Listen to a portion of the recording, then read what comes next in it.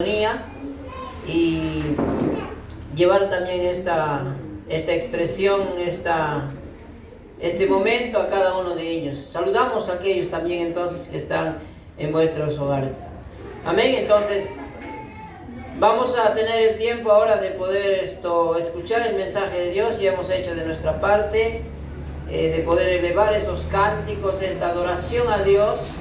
Y vamos a escuchar el mensaje de Dios en esta tarde. Y vamos a mirar en nuestros Biblias, el libro de Hechos. Hay un mensaje necesario para cada uno de nosotros. Miremos el libro de Hechos.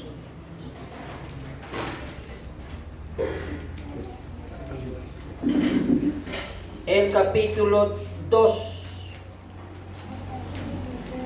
Es un mensaje oportuno, necesario. Una palabra que a pesar de lo que podemos estar conociendo y predicando, pero muchas veces muy poco practicado. Entonces miremos Hechos 2, 41 hasta el 47. Miremos en nuestras Biblias. Ahora sí nos ubicamos en el texto. Allí donde está usted en su lugar, abra su Biblia y miremos estos versículos. Donde se encuentre, póngase de pie y leamos juntos estos versículos. Hechos capítulo 2, los versículos del 41 hasta el 47. Así que los que recibieron su palabra fueron bautizados y se añadieron aquel día como 3,000 personas y perseveraban en la doctrina de los apóstoles, en la comunión unos con otros, en el partimiento del pan y en las oraciones. Y sobrevino temor a toda persona, y muchas maravillas y señales eran hechas por los apóstoles. Todos los que habían creído estaban juntos y tenían en común todas las cosas, y vendían sus propiedades y sus bienes, y lo que repartían a todos según la necesidad de cada uno. Y perseverando unánimes cada día en el templo y partiendo el pan en las casas, comían juntos con alegría y sencillez de corazón, alabando a Dios y teniendo favor con todo el pueblo, y el Señor añadía cada día a la iglesia a los que habían de ser salvos. Brevemente oramos. Señor, te damos gracias por esta oportunidad que nos brinda, Señor, de poder estar en tu presencia y poder, Señor, mirar ahora tu palabra, y reconocemos la necesidad que tenemos de aprender más, no solamente en un aspecto intelectual, sino más bien para una vida de práctica, Señor. En estos tiempos más todavía necesitamos, y tu palabra es oportuna en esta tarde, Señor. Te damos gracias, bendiga este mensaje en vuestros corazones, en el nombre de Jesús. Amén y amén. Muy bien.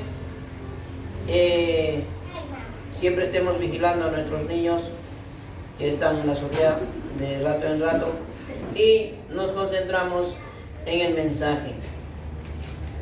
La vida de los primeros cristianos. Amén. La iglesia nace en el primer siglo. El Señor Jesucristo funda la iglesia allí conversando con el apóstol Pedro, y le dice: sobre esta roca edificaré mi iglesia. Pedro, a ti te he dado las llaves, y tú tienes las llaves del reino, y tú tienes la autoridad de poder abrir o cerrar con esta llave. Allí se funda la iglesia, y a partir de ahí los primeros creyentes fueron evangelizados por los apóstoles, y el primer siglo vemos una iglesia modelo, un prototipo de iglesia para todos los tiempos, no solamente para el primer siglo. El gran problema es que a medida que pasa el tiempo y a medida que vienen viniendo los cambios, en la vida de este mundo que no es iglesia, en vez que aquellos que llegan a la iglesia deberían adaptarse o convertirse a un modelo de iglesia ya establecida en ese tiempo, lo que sucede es más bien que la iglesia de a pocas se va acomodando o se va moldando de acuerdo al sistema del mundo como vivía la gente. Tanto así que estos tiempos ya no hay casi la imagen de esa primera iglesia que estamos leyendo. Amén. Porque acá vemos que hacían, dice, culto en el templo y en las casas todos los días, vendían sus bienes y traían para comer juntos, los que no tenían recibían, los que tenían traían. Era una iglesia que vivía, dice, todas las cosas teniendo en común. Y también dice, todo lo compartían con sencillez de corazón. Eso es lo que tanto nos falta en este tiempo. Tanto daño ha hecho el pecado, la humanidad, el enemigo, nuestras mismas debilidades, ha hecho de que nos volvamos personas muy endurecidas. Aunque estamos en la iglesia, todavía tenemos esas características. Cuando aquí vemos a estos hermanos, eran muy sencillos y eran sinceros y compartían con mucha transparencia, vivían siendo honestos, eran hermanos que eran francos, que compartían lo que tienen o lo que necesitaban. Y hoy día se ha hecho esa vida complicada, aún en la iglesia es así. Amén. Pero hermanos, queremos o no, nosotros no podemos hacer lo que nosotros pensamos o una iglesia a nuestra manera. Amén. Es decir, la iglesia tiene que ser, permanecer, o en todo caso volver a ser como fue siempre. Y si alguien no quiere hacerlo, no lo hará, pero al final se va a chocar con una realidad que la vida de la iglesia no se puede hacer como uno cree y acomodarlo a estos tiempos. Entonces, queremos o no, ya nos hemos tocado con esta realidad, ¿sí o no? Ahora, en medio de estos tiempos, ¿a quién nos obliga de cómo podemos hacer iglesia? Cada uno hace iglesia en su casa, ¿sí o no? ¿Quién es más listo, nosotros o Dios? Dios se la sabe todo, hermanos. Así que a veces nosotros no queremos acatar al modelo bíblico, entonces Dios, aun de lo malo que puede pasar, Él usa para bien de su iglesia. Los hermanos nos habíamos vuelto iglesia a casa, iglesia, iglesia, iglesia, y todos centralizábamos en el templo, en el templo, en el templo, ¿no? En el templo parecíamos buenos hermanos y después saliendo del templo ya éramos a veces un desastre, hermanos. Entonces, pero todo estaba centralizado, ¿no? Cultos en la iglesia, algún programa en la iglesia, jóvenes, damas, mayores, todo en la iglesia, estudio, oración, culto central, evangelismo, hasta a veces algunas reuniones de confraternidad, ¿no? Todo era iglesia, iglesia, templo, templo, templo. Y habíamos dejado lo que aquí dice. ¿Qué dice aquí, hermanos, en el texto? En el 46, miren ustedes. ¿Qué dice el 46? Y perseverando unánimes cada día, ¿en dónde? En el templo, y partiendo el pan en las casas, comían juntos con alegría y sencillez de corazón. Estos hermanos comían palabra y comían también alimentos. Amén. Ya, muy bien. Pero ¿dónde lo hacían? En el templo y en las casas. Nosotros lo estábamos haciendo casi no, esporádicamente. Aquí era bien paralelo. Así como era en el templo, también era en la casa. Es decir, si 4 reuniones a la semana había en el templo, otros 4 más por lo menos había en las casas. Pero a veces nosotros estábamos haciendo a la quincena un culto de casa. Y todo lo demás en el templo. Entonces, nos hemos creado, nos hemos acostumbrado a esa forma de iglesia. Esa idea, esa estructura, eso ya lo teníamos sobreentendido, que iglesia es eso. Cuando hablamos de iglesias, domingo, levantarse, alistarse, ponerse el terno, ponerse el faldón y agarrar nuestra Biblia y ir al templo. Esa es iglesia, esa es la idea de iglesia que hemos hecho. Pero esa es una parte de la celebración, el culto que hacemos a Dios. Iglesias en todo tiempo y en todo lugar y básicamente en nuestras casas. ¿Qué dice el texto? Donde están reunidos 2 o 3 en mi nombre, en medio de ellos estoy yo. Y si 2 de vosotros se pusieren de acuerdo para hacer algo aquí en esta tierra, dice de que el Señor lo hará, nos concederá esa petición. Entonces, iglesia es usted personalmente, yo también. Si estamos congregados en la casa 2, así que seamos 2, una pareja, así no estén nuestros hijos, yo no sé, por trabajo, por viaje, y ya somos iglesia. Entonces la iglesia está en la casa. Entonces esa vida de iglesia, esa práctica de iglesia, esa forma de hacer iglesia, no lo hemos hecho. Pero ese es el modelo. Nadie puede alterar el modelo que el Señor estableció. Ese es el modelo de iglesia. Han pasado 20 siglos y el Señor, como nos diría, ¿acaso no entiende? El modelo es esto. Entonces, queremos o no, o a veces a otros no nos puede gustar, pero el asunto es aquí de que el modelo de iglesia que el Señor ha puesto ahí como un punto referente, hubiera sido para todos los tiempos, pero ha sufrido toda esta devaluación, hermanos. ¿Y qué sucedía en este modelo de iglesia? ¿Qué dice ahí, hermanos? Cuando miramos en el capítulo 3, en el versículo 1, el 2, hasta ahí, Pedro y Juan subían juntos al templo a la hora novena de la oración, y era traído un hombre cojo de nacimiento, a quien ponían cada día a la puerta del templo, que se llamaba La Hermosa, para que pidiese limosna de los que entraban en el templo. Cuando vio a Pedro y a Juan que iba a entrar en el templo, les rogaba que les diese limosna. Pedro, con Juan fijando a él los ojos, le dijo, míranos. Entonces él les estuvo atento, esperando recibir de ellos algo. Mas Pedro dijo, no tengo plata ni oro, pero lo que tengo te doy. En el nombre de Jesucristo de Nazaret, levántate y anda. Muy bien. Entonces, cuando nosotros podemos resumir todo este acontecimiento, ¿qué podemos encontrar? Las maravillas del Señor Jesucristo obrando en medio de la iglesia. Amén. Milagros,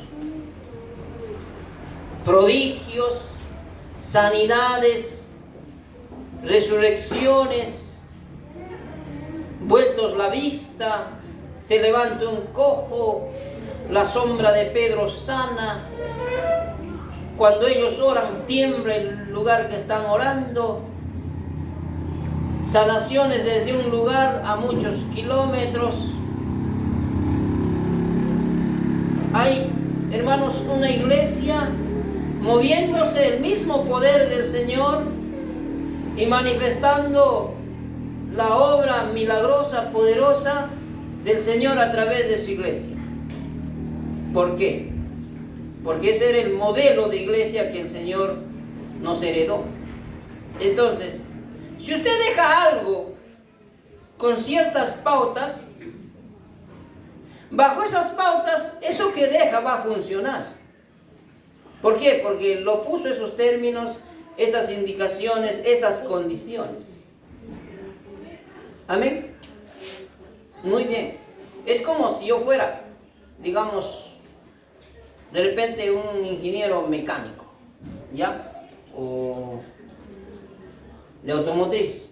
Entonces voy a crear y voy a fabricar un carro que se mueve a gasolina. Amén. Y voy a dar yo todas las pautas, las indicaciones, cómo trabaja ese carro.